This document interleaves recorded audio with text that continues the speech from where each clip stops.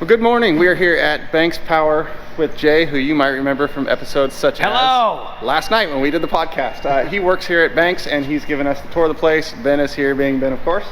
And we're checking out, they got some awesome vehicles here, some cool stuff that I've never seen before, so checking it out. Yeah, so what we do here is this is kind of our R&D facility. We've got a Jeep EcoDiesel in the air over here. We've got an older Ram that we're testing for Monster Ram intake elbow. We've got some random vehicles out here.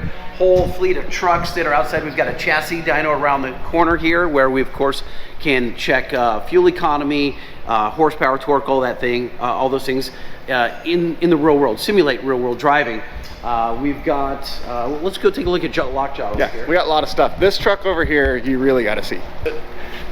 Don't look that way because we have a dyno cell with a military engine in it. And they'll be, so hold your hand here. Here we go. Okay, all right. Your rally car signal again. Right. Yeah. Now, this truck behind me, this is a 1966 Chevy C20 and is powered by a 2022 Duramax L5P supercharged Duramax engine.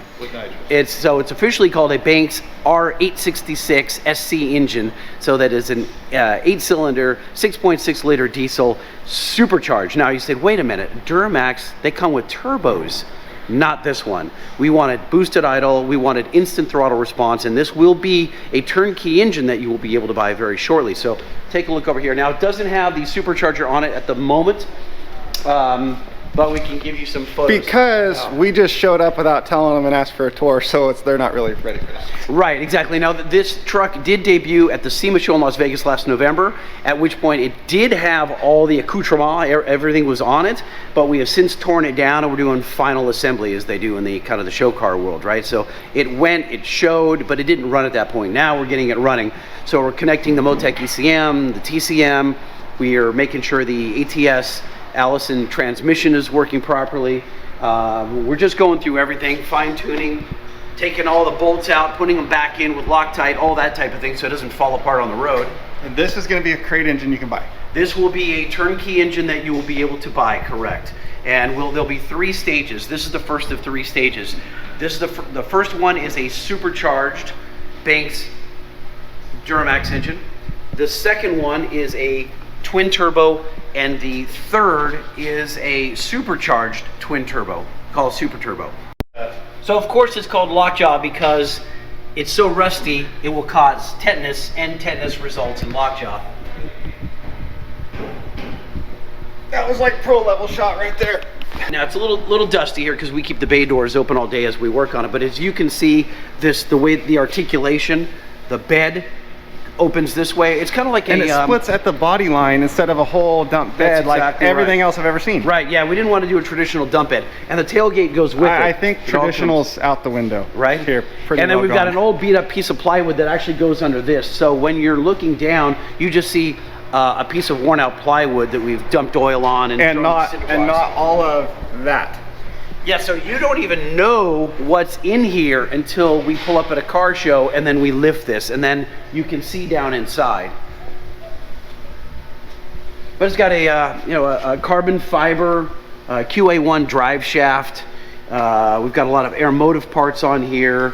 These are actually the hood springs that came on the hood when it was new. And we've used those to articulate and take some of the, help the leverage when we pull the bed up. Now, as someone who's owned older Chevys, speaking of hood springs, and dealt with Chevy's crinkle and hood problem, my favorite part on this whole truck is not this, it's new hood hinges. Yes. You solved old Chevy's biggest problem. Not power, not suspension, it's hood hinges. You have no idea how much engineering time went into these articulating hinges right here. I mean, there's an absurd amount of time in these.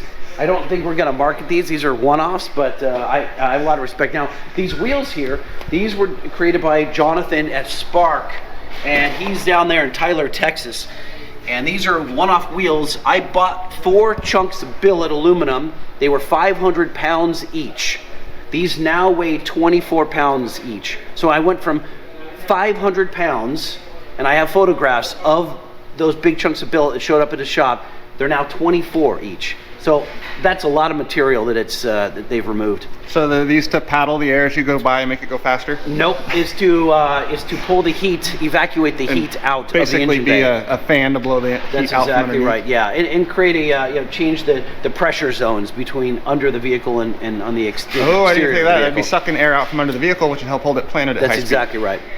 Yep. It's like you're smart or something. And then you've got, obviously, custom headers. When's the last time you saw long tube headers on a diesel engine? The last time was never. The last time was never. And look at this spaghetti. Look at the driveline, how it had to snake right through here. That was also a challenge. And then, so there's a joint here and another joint where you unfortunately, you won't be able to see it with Wrong, the cameras. it's right there. Oh, you got it? Got it. I'm starting to get good at this whole camera thing. You are getting good at it, exactly. Yeah, I'm disappointed that you can't see the supercharger. Well, you know what that means. You're gonna have to come back. Nailed it. Yep, you're gonna have to come back, exactly. So it's fun, it lays out. We've even got drag blocks on it so we can drop it while we're moving so it'll throw sparks. Well, of course, you can't not have that. So now if you see all these little reflective dots, you probably can't see on camera, but these are reflective. These are for 3D laser scanning. So what we're gonna do is we'll get a brand new, this is a 21 Jeep JL EcoDiesel. And it's on everything. We put dots all over the place, and what we're doing here is scanning the whole undercarriage, where the coils sit, where the shocks sit, the factory exhaust. That way we can design the exhaust system, or whatever the component is, in 3D space. We don't have to do it old school and design a jig and go back and forth and cut it 500 times and make a billion pie cuts. We can design the entire exhaust on the computer, make it once, come out here, put it on, and it fits. It clears all the components because we know we've got everything scanned in the computer. You don't miss a thing.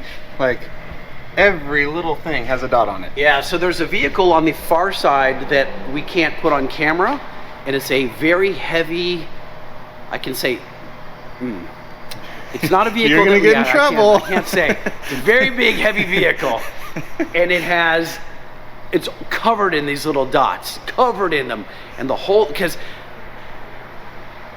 how do I say this? We're not able to get the original files to the vehicle from the manufacturer, so we have to scan all of it and then import it and bring it into the computer. You have to create the entire vehicle in your computer. The whole vehicle, all of it, inside and outside. Reverse engineer the whole vehicle. It's bonkers, and it's super exciting. And we will not be showing you that. Yeah. But maybe in a year, 2 years, something like that, you'll know about it. Whenever the government decides to share it with the public. Man, you're really pushing it. I know, right? This is a tank engine. That's also the mop and No, broom not. stand. We don't want to insult the engine by having the trash can and the mop next to it. We're under construction, as you can see over here. We've got some big construction happening here. This is the sister engine to Jay Leno's tank engine. This is a Continental Hemi V12. And this is where these fans mount? That's where it goes, yep. This thing is huge. What liter is it? I don't think on camera it's going to show how big this thing is. Is it like 15 liters or something? I don't recall. It's ginormous. Yeah, 16, I want to say. It's ginormous. Yeah. It's big. It's a big engine, yes. I'll get some stats on it and report back. Stay tuned. So this is how an engine looks when it comes right out of the dyno cell. On the other side of Lok Jaw, that old rusty truck that we showed you, just behind us, we couldn't show you the dyno cell because there's a military engine in it right now, but prior to that military engine being in dyno cell 2 was this supercharged twin turbo. So this has a Whipple 5-liter supercharger on top and twin 7675 precision turbos. Now, we did this one wrong on purpose as an experiment, as part of a video series called Building a Monster Truck Engine. This was originally for the Diesel Brothers, the Bro-Dozer monster truck.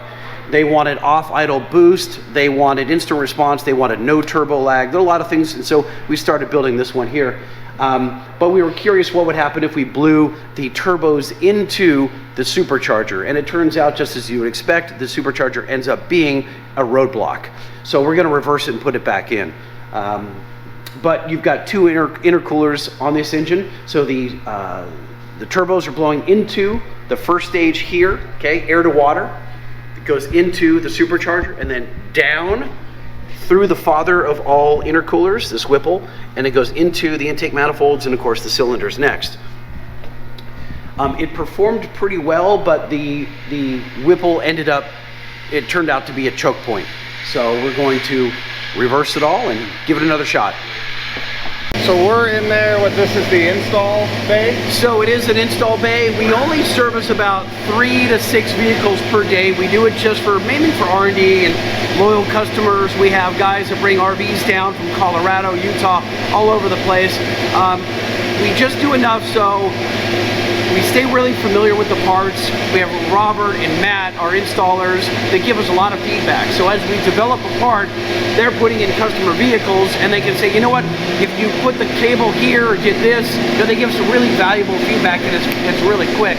So if we flip the camera around, this is a customer's Ram. It looks like a 21 or 22 Ram, 6.7 liter with a Cummins dually, and as you'll see here, that is our Monster Ram intake elbow right here.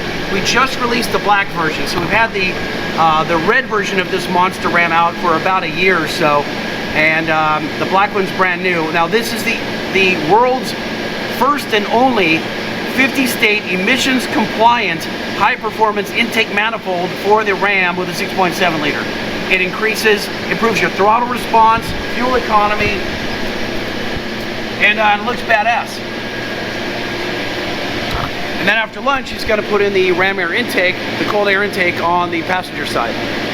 5-inch exhaust systems, 5-inch monster exhaust being pre-cut and getting prepped for bends. So we have all the jigs up here in the mezzanine, and then when we get ready to do a batch of exhaust here in California, in the United States, not overseas, here, that's where our tubular product is made. Fenders right here, gets cut, welded, headers, exhaust, intakes, all sorts of stuff built right here in the good old US of A.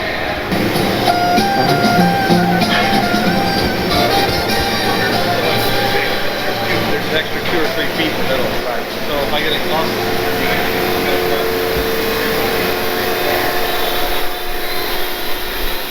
And these are all hand TIG welded right here. yep, no machine welding. Yeah, there's not a machine in here welding. So all these awesome welds are All by hand. these guys. Yep. 6 guys working around the clock making headers and exhaust for you. Intercoolers, out of manufacturing, boxed up, ready to go to 2008 Ram owners.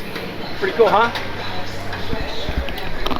Made right here in Southern California. Yes, sir.